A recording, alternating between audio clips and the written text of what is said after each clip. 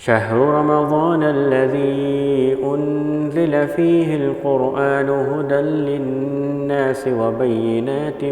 من الهدى والفرقان فمن شهد منكم الشهر فليصم ومن كان مريضا أو على سفر فعدة من أيام أخر يريد الله بكم اليسر ولا يريد بكم العسر ولتكملوا العدة ولتكبروا الله على ما هداكم ولعلكم تشكرون. نحمده ونصلي على رسوله الكريم. اعوذ باللہ من الشیطان الرجیم. بسم اللہ الرحمن الرحیم. سامعین کرام، اللہ سبحانہ و تعالیٰ کی توفیق سے اس رمضان المبارک میں تراویح کا خلاصہ پیش کرنے کی جسارت کر رہے ہیں. اللہ سے دعا ہے کہ اللہ سبحانہ و تعالیٰ ہمیں اس قرآن کو صحیح مفہوم کے ساتھ سمجھنے کی توفیق عطا فرمائے، بیان کرنے والے کو درست بات کہنے کی توفیق عطا فرمائے، اور سننے والوں کو اللہ سبحانہ و تعالیٰ وہ صحیح سمجھ عطا فرمائے، فہم عطا فرمائے کہ جس پر عمل کرنا آسان ہو. اللہ سے دعا کہ اللہ سبحانہ و تعالیٰ ہمارے اس مدد فرمائے، آمین یا رب العالمین. آج کی پہلی تراویح سورہ فاتحہ اور سورہ البقرہ کے 21 رکوع اس میں انشاءاللہ پڑھے جائیں گے. نبی کریم صلی اللہ علیہ وسلم نے فرمایا سورہ فاتحہ کے متعلق کہ کوئی نماز مکمل نہیں ہوتی کہ جس میں سورہ فاتحہ کی تلاوت نہ کر لی جائے. سورہ فاتحہ دراصل قرآن پاک کا دیباچہ ہے، پیش لفظ ام الکتاب ہے. اس کو فاتحہ الکتاب بھی کہا گیا ہے، کتاب کو کھولنے والی، کہ جس میں انسان اپنے رب سے سیدھا راستہ مانگتا ہے. سورہ الحجر کی آیت نمبر 87 میں اللہ سبحانہ و تعالیٰ ارشاد فرماتا ہے کہ ہم نے تم کو 7 ایسی آیتیں دے رکھی ہیں جو بار بار دہرانے کے لائق ہیں، اور تمہیں قرآن عظیم عطا فرمایا. آئمہ متقدمین کے نزدیک ان 7 آیات کا مصداق سورہ فاتحہ ہے. سورہ فاتحہ مکی زندگی میں ابتدائی دور میں نازل ہوئی، اور ابتدائی دور میں نازل ہونے والی مکمل صورتوں میں سے ایک صورت ہے. دعا کے آداب اس میں سکھائے گئے کہ کیسے رب سے دعا مانگی جائے اور کس طرح اس سے مخاطب ہوا جائے. ان آیات میں دراصل دعا کے وہ الفاظ کہ پہلے اس رب کی تعریف، اور پھر حرف مدعا، اور پھر بعد میں وہ کہ جو مغضوب ہو گئے، جن پر رب تیرا غضب نازل ہوا، ایسا تو ہمیں نہ بنانا، وہ بتایا گیا ہے. تو اس میں مکمل ایک طریقہ کار بتا دیا گیا کہ رب سے دعا مانگی کیسی جائے. اور جب رب سے دعا مانگی، اہدنا الصراط المستقیم کہا کہ یا رب ہمیں سیدھا راستہ دکھا دے، تو اس کے فوراً بعد اس رب کا یہ انداز ہے کہ وہ نبی صلی اللہ علیہ وسلم کے حدیث کے بقول کہ وہ رب کبھی کسی مانگنے والے کی دعا کو رد نہیں کرتا، چاہے وہ اس رب کا انکار کرنے والا ہی کیوں نہ ہو. لیکن چونکہ یہاں تو ایک مسلم، ایک اس کا فرما بردار، ایک اس کو ماننے والا دعا مانگ رہا ہے، تو وہ کیسے اس کی دعا کو رد کر سکتا ہے؟ اس نے اپنے رب سے کہا کہ یا رب تو رب العالمین ہے اور مجھے سیدھا راستہ دکھا دے. تو امیجیٹلی اس کے فوراً بعد سورہ بقرہ میں اس رب نے ارشاد فرمایا کہ الف لام میم ذالک الکتاب لا ریب فیہ، یہ ہے وہ کتاب کہ جس میں کسی قسم کا کوئی شک و شبہ نہیں ہے. سورہ بقرہ اور مکی، یہ ایک مدنی صورت ہے.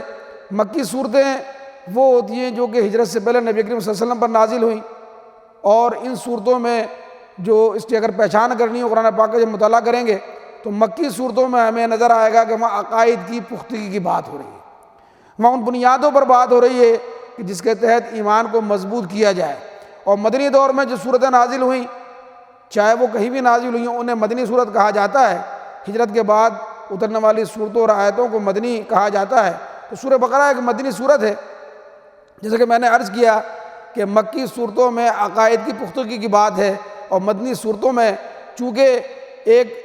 سوسائٹی تشکیل پا چکی تھی، ایک معاشرہ تشکیل پا رہا تھا، ایک نظام تشکیل پانے جا رہا تھا، لہذا اس مدنی صورتوں میں ہم دیکھتے ہیں کہ جس میں معاشی، معاشرتی، تمدنی، سیاسی، قانونی اور دیگر احکامات جا بجا ہمیں نظر آتے ہیں کہ جہاں اللہ سبحانہ وتعالیٰ ہمیں وہ بتا رہا ہوتا ہے کہ کس طرح ان کو کیا جائے. تو مکے کے برعکس مدینہ میں اہل کتاب بھی تھے، اور گو کہ مکہ مکرمہ میں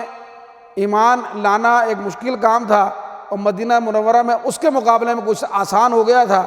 تو ایسے موقع پر کچھ منافقین بھی وہاں شامل ہو گئے تھے، چونکہ کچھ دنیا بھی ان کو نظر آ رہی تھی، تو ایسے لوگ دنیاوی مقاصد کے تحت بھی کچھ ساتھ میں آ گئے، جو انہیں نظر آیا کہ ہماری دال وہ یہاں گلے گی نہیں، تو لہٰذا اس میں منافقین کا ذکر بھی ہمیں جو ہے اس صورتوں میں ملے گا، اس سورہ بقرہ میں ہمیں ملے گا۔ سورہ کی ابتدا میں جب ہم دیکھتے ہیں تو انسانوں کے 3 طبقات کا تعارف کرایا اللہ سبحانہ وتعالیٰ نے۔ اول اہل ایمان، اور نمبر 2 کفار انکار کرنے والے، نمبر 3 2 منہ رکھنے والے وہ منافقین، کہ جو اہل ایمان کے نزدیک وہ کہا کرتے تھے کہ ہم تم ایمان لے آئے، اور لیکن دل سے وہ ایمان نہیں لاتے تھے، وہ اپنے سازشوں میں رہا کرتے تھے، اور انہی آیات کے اندر مومنین کو جنت کی بشارت اور کفار کو جہنم کی خبر اور منافقین کو جہنم کے سب سے نچلے درجے میں رکھنے کا عقدہ سنایا گیا ہے، کیونکہ منافقین دراصل کفاری کے قسم میں ہوتے ہیں، انہی کے ساتھی ہوتے ہیں، اور اپنی دانست میں وہ مسلمانوں کو دھوکہ دے رہے ہوتے ہیں، لیکن اللہ فرماتا ہے کہ وہ دھوکہ جو ہے وہ مسلمانوں کو نہیں دے رہے ہوتے، بلکہ وہ اللہ کو بھی دھوکہ نہیں دے رہے ہوتے، وہ خود اپنی ذات کو دھوکہ دے رہے ہوتے ہیں۔ وہ قرآن پاک کی حقانیت اور صداقت پر شک کرنے والوں کو اس میں چیلنج بھی کیا گیا ہے سورہ بقرہ کے اندر، اور کہا گیا کہ وہ اس قرآن کی صورتوں جیسی کوئی ایک صورت ہی بنا لائے، قرآن تو ایک بات کی بات ہے کہ جیسی کوئی ایک صورت ہی بنا کر لے آئیں، اور اس کام میں ان کے جتنے مددگار ہیں، جتنے دانشور ہیں، ان سب کی مدد وہ حاصل کر لیں سوائے اللہ کے، اور وہ دکھا دے ظاہر ہے کہ وہ ایسا نہیں کر سکیں گے، اور جب وہ ایسا نہیں کر سکیں گے تو پھر انہیں جو ہے وہ بتا دیا گیا کہ اللہ سبحانہ وتعالیٰ نے ایسے لوگوں کے لیے جہنم کی آگ تیار کی ہے کہ جس کا ایندھن جو ہے وہ انسان اور ایندھن جو ہے پتھر ہوں گے۔ پھر آگے چل کر ہمیں ان آیات میں قصہ آدم و ابلیس اور ملتا ہے، جو کہ ہر الہامی کتاب میں ہمیں نظر آتا ہے۔ قصہ آدم و ابلیس ہر الہامی کتاب میں ہمیں جو ہے وہ نظر آتا ہے، وہ قرآن پاک میں یہاں ملتا ہے، اور جس میں 3 عناصر ہمیں نظر آتے ہیں۔ نمبر 1 ہمیں اس میں فرشتے، انسان اور شیطان، ان تینوں کا تذکرہ ملتا ہے۔ فرق یہ ہے کہ جس میں فرشتوں کا تعارف کرایا گیا اور بتایا گیا کہ یہ اللہ کی ایک ایسی مخلوق ہے جو غلطیوں سے مبرہ مخلوق ہے، اور پھر جب کہ حضرت انسان اور جن، جنہیں عمل میں اختیار کی آزادی دی گئی ہے،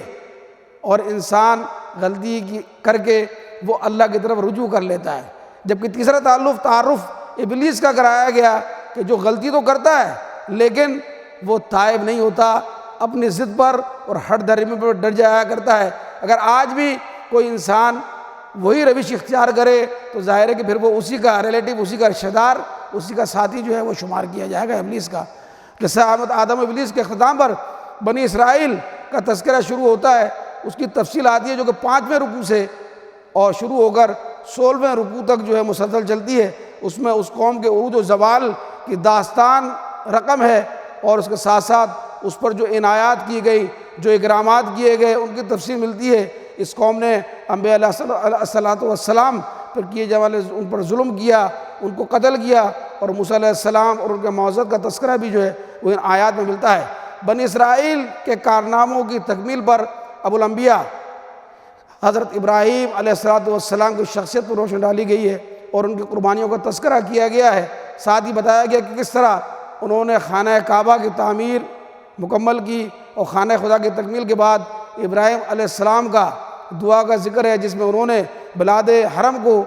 امن والا بنانے کی صدا کی تھی، اور ساتھ ہی یہاں رہنے والوں کو رزق کی فراوانی کی دعا کی تھی۔ اور اس کے بعد آیت نمبر 142 میں جب آتے ہیں جہاں سے دوسرا سپارہ وہ شروع ہو جاتا ہے، تحویل قبلہ کا تذکرہ شروع ہو جاتا ہے، جو حضور اکرم صلی اللہ علیہ وسلم کی زندگی کے اہم واقعات میں سے ایک واقعہ ہے۔ ہجرت کے بعد تقریباً 17 ماہ بیت المقدس کی جانب کر کے یہ نماز جو ہے نا وہ ادا کی جاتی رہی، اور ایسے میں جو بیت المقدس تھا وہ سامنے ہوتا تھا اور خانہ کعبہ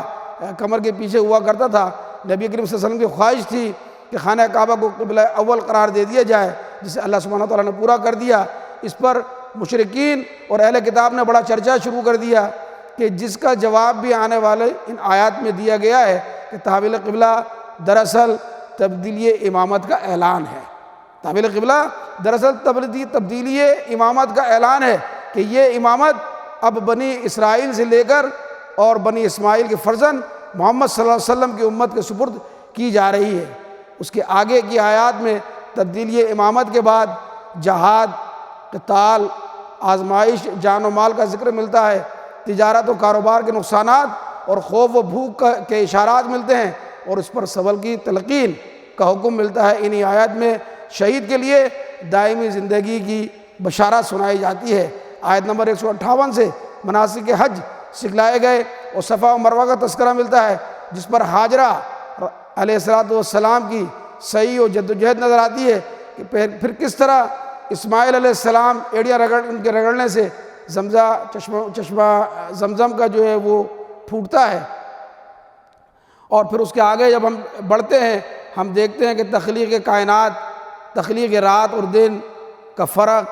سمندروں کا سینہ چیرنے والے جہاز اور کشتیوں کا تذکرہ ملتا ہے، آسمان سے نازل ہونے والے پانی کی وسعتوں میں پھیلے ہوئے رنگ جانوروں کا تذکرہ ملتا ہے، حشرات ارض اور ہر آن رنگ بدلتے ہوائیں، ان کے دوش پر سفر کرتے ہوئے بادل، سبھی تخلیق کا ربانی شاہکار ہمیں جو ہے وہ دکھایا جاتا ہے۔ یہاں پر انہیں دیکھ کر ایک خالق وحدہ لا شریک کے وجود کا پتہ چلتا ہے، وہ اپنی قدرت ہمیں دکھا رہا ہوتا ہے۔ اگر انسان اپنی بصیرت سے کام نہ لے تو پھر ساری نشانیاں بھی